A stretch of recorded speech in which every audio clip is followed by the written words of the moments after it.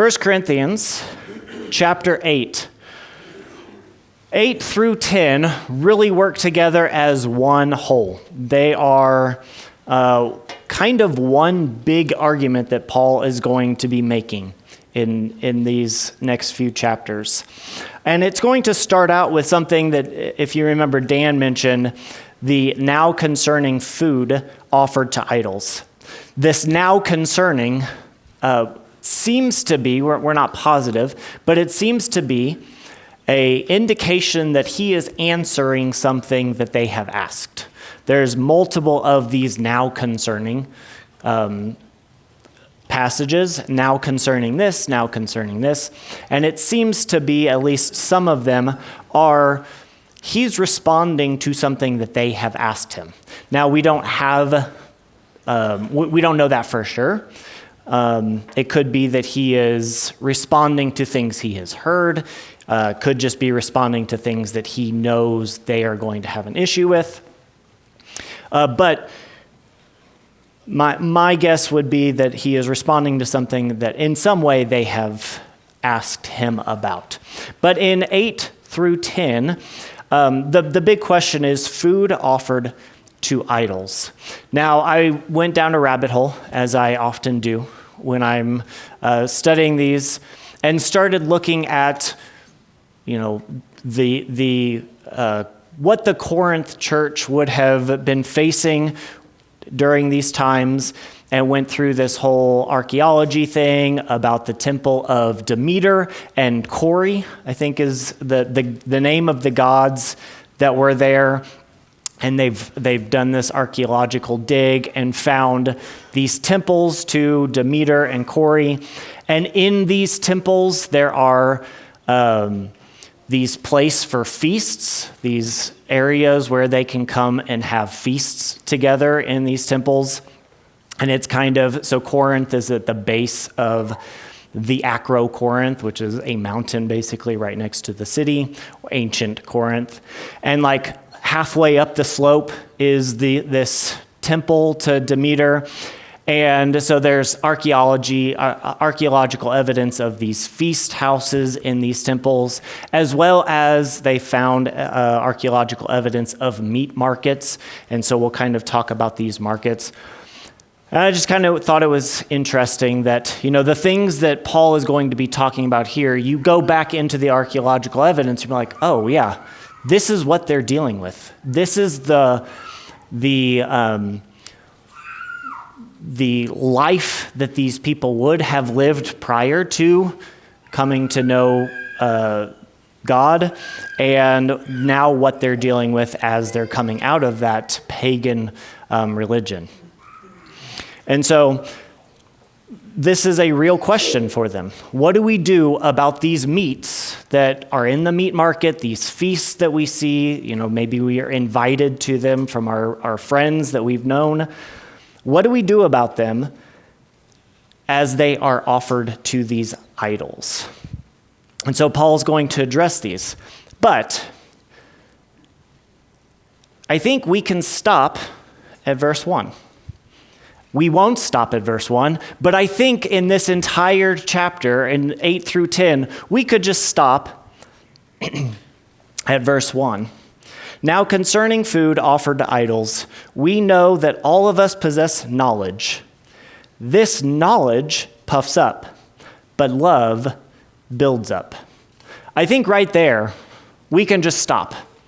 And we can say, what is the driving motivation? What is the thing that is going to pull us together through all of these hard topics? And it is not knowledge. It is not more study. It is not more understanding. Those things can be important. And I'm not telling us that we shouldn't understand and study and know things, but those things can puff up. But what builds up? Love. And so the driving motivation behind everything that Paul is going to tell us is love. And if you have love, these things will not pull us apart. They will bring us together. And so that's why in chapter 8, You can see on the outline, if you have one, unity amongst liberty. Paul's going to be talking quite a bit about liberty through 8, 9, and 10, but the driving motivation should be love to bring us together. And so I think we can that is the start, love. Without love for each other, these other questions don't really matter. But if we do have love for each other, we will be able to get through these difficult topics. Okay, so what is the difficult topic? Well, the difficult question was, we have these meats that were offered to idols. Now they're in the marketplace. Are we allowed to eat them? And if someone wants to kind of summarize, we won't read because we're going to try to go quickly through some of these. We won't read all of these things, but what is Paul's point? What is the knowledge that Paul talks about in verse 1, that we have this knowledge, but what is that knowledge that we should have, that we see in verses 4 through 6? An idol has no real existence. Yeah. There's no such thing, really, as a God that is being worshipped in these temples. Now, we're going to talk about what he does kind of make this connection to what they are worshiping in verse 10 later. But he basically says in verses 4 through 6, there's no such thing as a God. And so when we offer these meats to these idols, does that change the meat at all? No. There's nothing to that meat that is different now because there wasn't really anything there to begin with. It is an empty God and has no effect on the meat. Now, that is the knowledge that he's talking about. The knowledge of, it doesn't matter. We know it doesn't matter because we know the one true God, and all of these other idols are nothing. So it doesn't matter. That's the knowledge. But what does that mean for us? Verses 7 through 13. How are we to take that knowledge? Are we to take that knowledge and be puffed up and say, yeah, that idol is nothing, so we can do whatever we want? What is again, going back to verse 1, what is the driving motivation for this? Love. And so what is our response? And let's go ahead and read 7, because I think this is important because it kind of sets the stage for the rest of it. Because Paul's going to not just linger on food offered to idols. He's in chapter 9, we're going to kind of shift into something else. So let's go ahead and read 7 through 13. If anyone feels comfortable reading 7 through 13, just raise your hand. Derek. However, not all possess this knowledge, but some, through former association with idols, eat food as really offered to an idol, and their conscience, being weak, is defiled. Food will not commend us to God. We are no worse off if we do not eat, and no better off if we do. But take care that this right of yours does not somehow become a stumbling block to the weak. For if anyone sees you who have knowledge eating in an idol's temple, will he not be encouraged? If his conscience is weak to eat food offered to idols. And so by your knowledge this weak person is destroyed, the brother for whom Christ died. Thus, sinning against your brothers and wounding their conscience when it is weak, you sin against Christ. Therefore, if food makes my brother stumble, I will never eat meat lest I make my brother stumble. Is this a hard thing to do? It shouldn't be. Because of what? Because of love. Is it a hard thing to do? Yeah. Paul is going to, in chapter 9, we're going to kind of get into Paul's example of this, how he gave up liberties. The next question I have is, do we have to deal with meats offered to idols in this society, in this culture. We don't. We don't have to worry about meats offered to idols, really. I mean, there might be something, somewhere that might be an issue. Not really here. Not really in Colorado Springs. And in the United States at large. It's not really an issue. So I don't want to get into it now. Hopefully at the end of the class we'll have some time. But I want you to be thinking about, how does this affect us? What does this mean for us? Because one, it's a hard thing to do. Giving up these meats, Paul says, if you have to, give up meat completely so that you don't have a brother stumble. That's probably a pretty difficult thing to do, to just like completely change your entire diet, your entire lifestyle for a brother. But also, what does that look like for us? What are some things that we need to kind of think about in this instance? Okay, so this is the basis, and really, this is one of those things Dan mentioned in chapter 7 when he was talking about chapter 7, the principles of marriage, that there are some kind of complicated issues about marriage in chapter 7 that we don't, some things that people have disagreements on what exactly those the verses mean.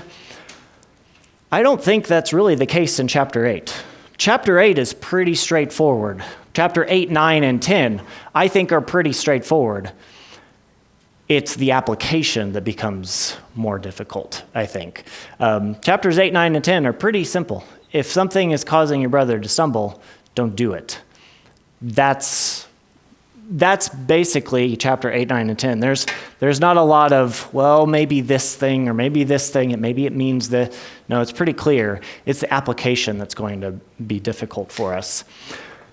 So any comments about chapter 8? I know we're moving quickly, so if you have any thoughts or anything about any of these, please let me know. We can slow down and have those conversations, but I'm trying to get through these chapters so I'm not spending a lot of time. But if you have some thoughts, please let me know. Okay. So we'll go ahead and move on to chapter 9. And again, these things all relate. They all connect. So if you have something from chapter 8, please bring it back up as it relates to the rest of these verses. But chapter 9, we get into Paul's going to continue his thoughts on liberty, but he's going to take it away from this idea of eating meats, and he's going to start applying it to himself. And really what I think Paul is doing here is he's saying, look, this is something I'm calling you to do, but I'm not calling you to do this just because. I'm calling you to do this because I have done this thing as well. And it is an important thing to do to maintain unity. And so in chapter 9, in verse 1, he's going to ask some questions here. Am I not free? Am I not an apostle? Have I not seen Jesus our Lord? Are not you my workmanship in the Lord? If to others I am not an apostle, at least I am to you, for you are the seal of my apostleship in the Lord. If you've read 2 Corinthians, is this going to be important? What is Paul talking about here in these first few verses? Well, they challenged his apostleship. Yeah. And it ends up, he's building a foundation now that will come up again in the later letter. Yeah. So Paul is definitely claiming apostleship here in 1 Corinthians. And in 2 Corinthians, in the second letter that he writes to them, at least the second letter, potentially there were others, but at least the second letter that we know of, he's going to have to defend that apostleship. But not only that, he is putting himself on the same level as some of the other apostles that they would have known about. And the reason I say that is because he's going to, these first few verses, 1 through 6, he's basically saying, I am an apostle, and I have all of the same liberties and rights as these other apostles that have gone through. Now, whether they've gone through Corinth or other cities, I'm not sure. But specifically, what are some of the things he mentions that these other apostles have the right to do? Have a wife. Who's the one apostle that we know for sure had a wife? Peter. How do we know Peter had a wife? Because Jesus healed his mother-in-law, and so we have that knowledge. You can't have a mother-in-law without a wife. That's just the fact of it. And so we know Peter had a wife, and it seems maybe Peter took his wife along with him certain times. There are probably other apostles as well. But what else? For the services that he provides. Yeah, eat and drink. Did I hear something over here? Ordered by his brother. Yeah, be paid. Eat and drink, be paid. Bring along your wife. These were things that other apostles were doing. And Paul and Barnabas, he's saying, are we not able to do those things? Are we different than them in some way? And so Paul is basically pointing out some liberties that he could take.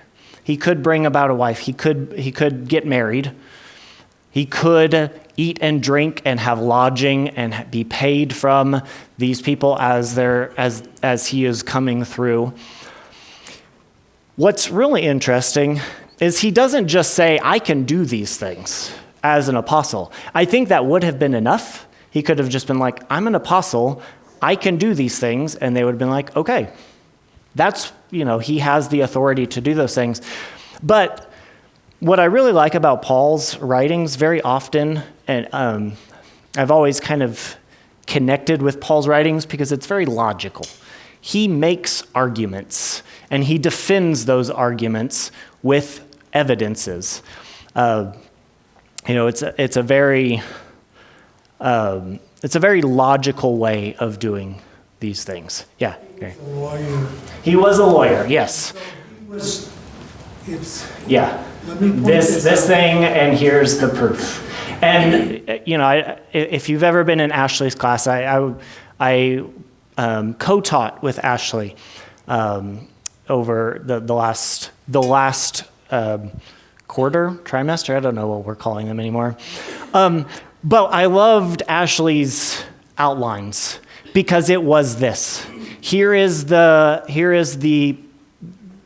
argument I'm making, and then he went through, and the amount of material that he had studied was just tremendous, because that's what he's also a lawyer, an attorney, and so that it makes sense to him. And I really appreciate that because it's very logical. And I think Paul does that a lot. And so verses 7 through 14, he's going to not just say, I can do this thing, but he's going to say, I can do this thing, and these are the reasons why. And some of them are biblical based, some of them are just, this is how things work in the world. And so the first thing that we see of this example of, I can do this thing is in verse 7.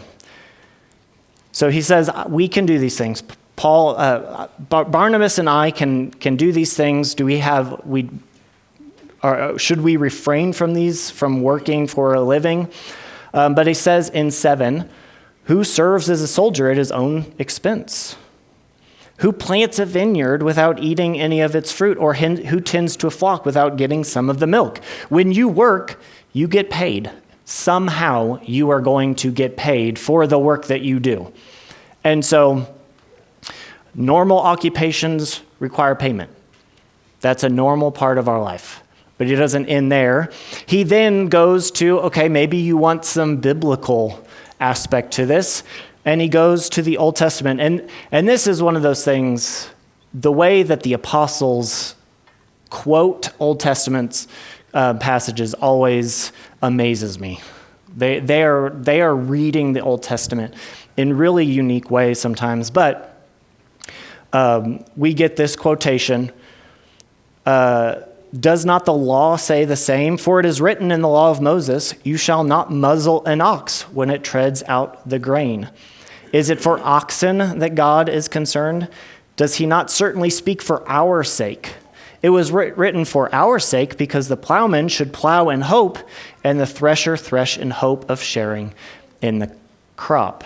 And so there's this Old Testament quotation that don't muzzle the ox. Let the ox kind of graze as it's doing its job. And he says that wasn't for the oxen. That wasn't to make the oxen happy. That was as a principle that the person who was doing the job should reap the benefits of that job as well. So go back to the Old Testament, it's there. And then a logical conclusion that spiritual work can be compensated for physically. This is verse 11, if we have sown spiritual things among you, is it too much if we reap material things from you? So this is just a logical conclusion. We are working, just as we've been talking about, a normal job requires payment and do not muzzle the ox. If we are spiritually sowing, is it too much to ask that we should materially reap the rewards from that? And then lastly, and I'm not sure about this one, it's either an Old Testament example or a modern example for them in terms of not our modern, but their modern, like what they would be going through. Maybe it's both. But the idea of a priest, when someone comes and sacrifices and brings the food to be sacrificed, who gets to eat of that sacrifice?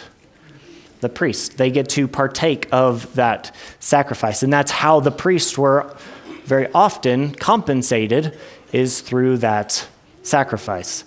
That's an Old Testament principle, but it was also going to be a principle for them in their culture of the temple of Demeter, the temple of Cori, all of these Roman gods who the same thing would have happened. So it kind of goes both ways for there.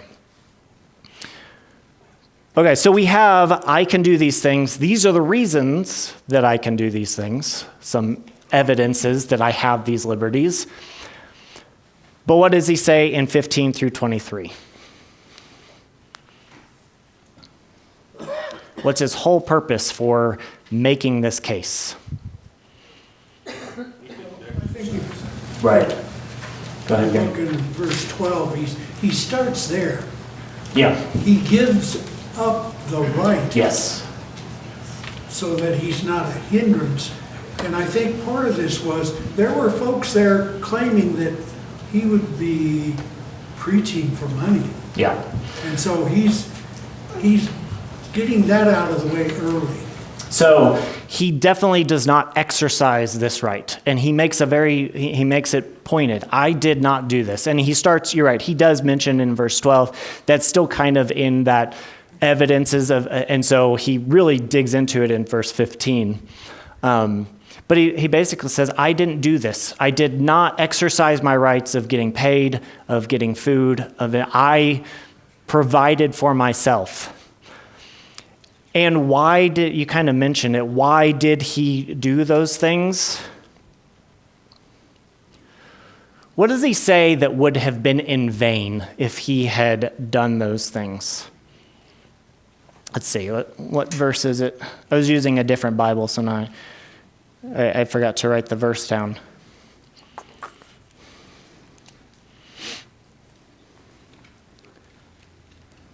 you talking about verse 16? Yes, verse 16, if you could read that. Thank you. For if I preach the gospel, I have nothing to glory of. For necessity is laid upon me. For woe is unto me if I preach not the gospel. Could you go back up and, I guess it actually just starts, in verse 15. Maybe that's what I was looking at. Could you read 15? But I have used none of these things, and I write not these things that it may be so done in my case. For it were good for me rather to die than that any man should make me my glory void. Okay. Empty. And yours says my glory. Someone who has New American Standard or ESV, what does it say? It's boasting. Those are the same idea. My glory, boasting. Should we boast in Christ? This idea of boasting, this idea, very often we connect it with being prideful. And there's definitely that aspect to it. There are things that we should boast in. Paul definitely boasts in things in other letters, in other passages. There are things that he boasts in. Does this sound like he's boasting in his own not exercising authority allows him to boast to the Corinthians? Mickey says no. Why not? Because he says necessity is laid upon me. Yeah. I have no other choice. Yeah. When I started preaching many years ago, somebody said, don't preach if you can do anything else. Right. That doesn't mean if you have the ability to work on cars, then don't be preaching. But the point is, if you can't live with yourself without doing this work, then don't do it. Yeah. And this is Paul. He could not live with himself if he did not commit himself to do this work. So paid or unpaid, he's going to do it. Yeah. And there is, he does mention that a couple times. This is a necessity. Even if I do it voluntarily, I have a reward, but if I do it by compulsion, I have this calling to do it. Not only that, I think it's very important to read this idea of boasting in context of 1st and 2nd Corinthians. I went on, you can, Blue Letter Bible or any concordance and see how many times the word boast, this specific word, is used. And it's used here and there. There's a couple times in Romans, a couple times in Galatians, Ephesians, I think, uses it once. And there's different aspects to it. And then, and you can see here on the outline, it's used 5 times in 1 Corinthians, and then it's used 11 times in 2 Corinthians, specifically to talk about some things that were being said about Paul. I think Paul uses this idea of boasting in the Corinthian letter for a very specific purpose. And again, this is one of those things, we only get glimpses of his relationship with the Corinthian church. But I think this is an example. There was definitely some people, at least, in the Corinth church who are trying to make Paul not as authoritative as he should, as Paul was. And Paul uses this idea of boasting. He basically says, if I had taken money from you, if I had exercised these liberties, I would have lost my ability to teach you in the way that you needed. I think that's what's happening here. He's not saying that I'm boasting, that I'm so great that I didn't take money from you. I think he's saying, this allows me to, I think, Gary, you kind of mentioned it, that he was able to teach them without this kind of hanging over him and people being able to use it against him. And so I think that's what's happening here. So Paul gives up his liberty for this unity of the church here in Corinth. And he says, to the weak I became weak. This is verse 22. To the weak I became weak that I might win the weak. I have become all things to all people, that by all means I might save some. I do it all for the sake of the gospel, that I might share with them in its blessings. So Paul gave up. And at this point, he's saying, this is what it looks like to give up a liberty. Follow this example for unity. Give up a liberty for the sake of the gospel. Yeah, Gary. To say that he loves them so much that he doesn't want to cause any of them to stumble because of him. Yeah. Yeah, good point. Bringing it back to that stumbling in chapter 8. All right. Any other thoughts or comments about that section? All right. He's going to end his his argument based off of his own personal example with something that is kind of familiar to us because we've been talking so much recently about the armor of God with our VBS and all those things. This requires discipline. This is hard. It's a hard saying. It's a hard teaching. Again, it's not a complicated teaching. It's not one of those things like, well, what does exactly is, what situation would this work in? But it is a hard application. And he says, but I discipline my body and keep it under control, lest after preaching to others, I myself should be disqualified. So this idea of liberty, of giving up a liberty, requires discipline. And so that's the end of chapter 9. Any thoughts about chapter 9, how it connects to any of these things? Yeah, Mickey. Just a brief thought. When we use the term liberty, of course, the things that Paul is talking about, the illustrations that he gives, the personal illustrations, he's talking about what we sometimes call authorized liberties. Yes. Yeah. A lot of folks claim something is a liberty that is sinful. Yeah. And if it's sinful, it don't fit here. Yeah. And that's going to be hopefully we'll have a few minutes to talk about that at the end. Yeah. Rob. The principle that we saw back in chapter 8, where we're not to use knowledge to puff us up or to boast and to treat people with love, I think is exhibited in chapter 9 in the way that Paul is presenting his case. He's doing it in love. He's not using the knowledge that he has, that he is an apostle. Right. He is Yeah. very authoritative. He could be puffed up, but you see the principle being spoken out right here in chapter 9. Yeah, that's a good point. And it reminds me of the letter to Philemon, where he's talking to Philemon, and he basically says, I could command you to do this thing. As an apostle, I could command you to take Onesimus back and do all these things, but I beseech you, I'm pleading with you, not as an apostle. He kind of gives up his apostleship in that case as a show of humility in a way. Yeah. And that's where the application part really comes to play for us.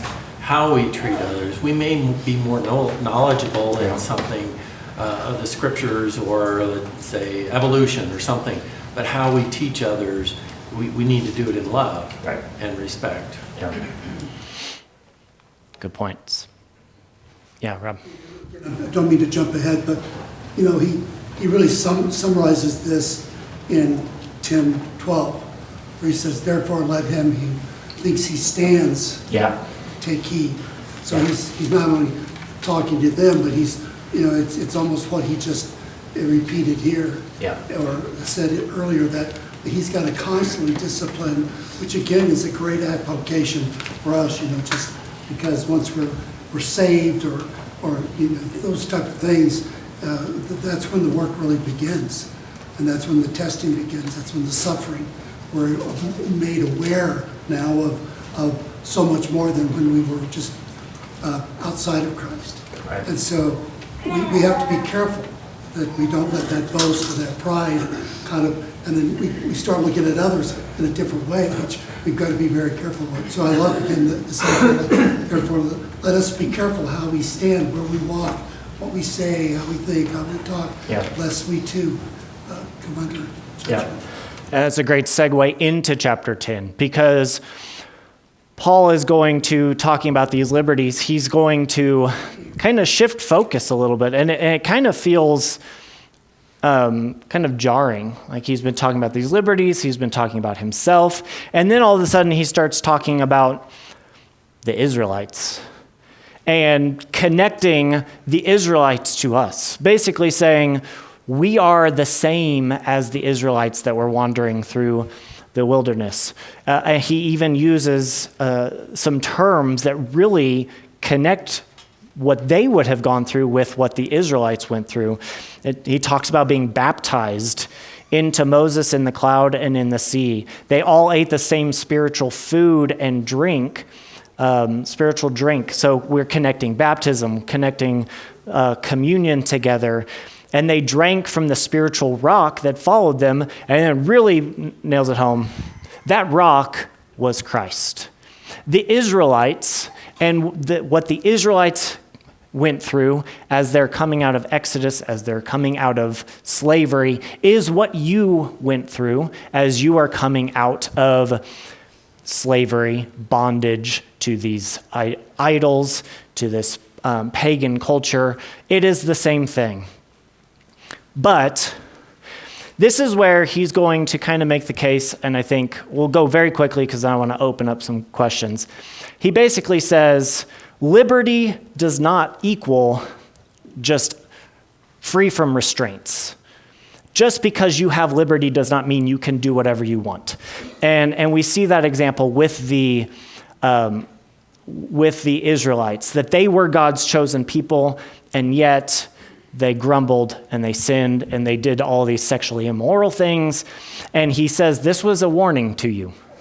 So, as Rob said, take heed lest you fall. Just because you have been called out of that life into freedom, into liberty. And he mentions the same thing that he did, if you remember in chapter 6 and verse 12. All things are lawful for me, but not all things are profitable. He says that in verse 12 of chapter 6, connecting this sexual immorality, connecting it with food, and so there's still some connections here. But I think what he's doing is just in chapter 6, he's talking about sexual immorality binds you to the prostitute. All things are lawful to me, but not all things are profitable. Or do you not know that, when you are sexually immoral, it binds you to that prostitute? I think he's making that same statement here, that just because you have freedom to eat of the meats that were offered to idols, and you understand that, you can still be bound to those. And he calls them demons. You can still be sharers with those demons if you are doing it in a way that celebrates, that pulls you away from God. And so he's been saying, idols are nothing, eat the meat, it's fine. And then he's like, but that doesn't mean you can do whatever you want. There are times when this would still be wrong, and you can still be sharers in with demons. And that's a phrase that he uses. So 15 through 24, he's talking about we still need to be pure. We still need to be separated from that world. And there are ways that we can eat of the meats that would demonstrate our immorality with the demons. And so this is the idea of liberty does not equal a freedom from all restraints. There are still things that you need to think about. And then the conclusion of the whole matter, 25 through 33. Whatever you choose to do, do it to the glory of God. Do not cause others to stumble. And make sure that you are pure and connected to Christ. So going very quickly through chapter 10. Any thoughts or comments about that? All right. Glad no one had any comments because we only have a couple minutes. And I want to just bring this out. I don't expect us to have a super long conversation because this is, application-wise, again, kind of tricky. And I think maybe Mickey said it. Liberty does not mean you can do sinful behaviors. So in our life, we don't have idols. We don't eat meats, worship to idols. What are those liberties that we should give up. And I know there's a lot, you probably all have different ideas. So my question is, how do we know something is a liberty and not something that is going to have you being a partaker with demons, in a sense? And I'm actually just kind of throwing it out there, someone wiser than me. How do we do that? Like, how do we know what's a liberty when someone is doing something they're like, I don't know about that? How do we know that's a liberty and not something that really will make them a partaker with demons, in a sense? I think part of it is knowing the scriptures. Okay. Because if we know the scriptures, we know the things that we, and I say, shouldn't be doing. And if we have that basis, then we can look at other things that we might get involved with that are related to that same thing. Yeah. Definitely knowing the scriptures is important. Yes, Mickey. Quick follow-up on that is knowing the things that we shouldn't be doing. That comes with the knowledge that Paul was advocating, but also the things that we should be doing. Yeah. Some things we must do. God has required it. Yeah. And so if somebody has a conscience issue with something that God commanded me to do, I'm sorry. God comes first. Yeah. That sounds cruel, but I don't mean it that way. Yeah, Kim. This idea of love, not only for Christ and our knowledge and relationship with Him, is exhibited in our knowledge and relationship with others. If we know that this is going to cause our brother to stumble, then we need to stop. This matter of conscience. And it kind of calls back what Paul says in Philippians 2 about doing things in humility for others. Yeah. Yeah, humility, love, those are the driving motivations. I would point to Romans 14, a parallel passage to this. It talks about eating, but it also talks about like feast days and holidays, those types of things that I think is important. I think that might be where some liberties happen in our culture of holidays, feast days, things like that, how we handle those things, how we as individual Christians handle certain holidays, just as one example that kind of goes to Romans 14. So be thinking about that. I'm sure Dan will come back and hit some of those things. I'm going to talk to him and kind of talk about where we got to. But we did 8 through 10. Very cursory, 8 through 10. So if there are some things that you would like to kind of talk about, get with me and I'll kind of mention it to Dan. All right, thank you so much.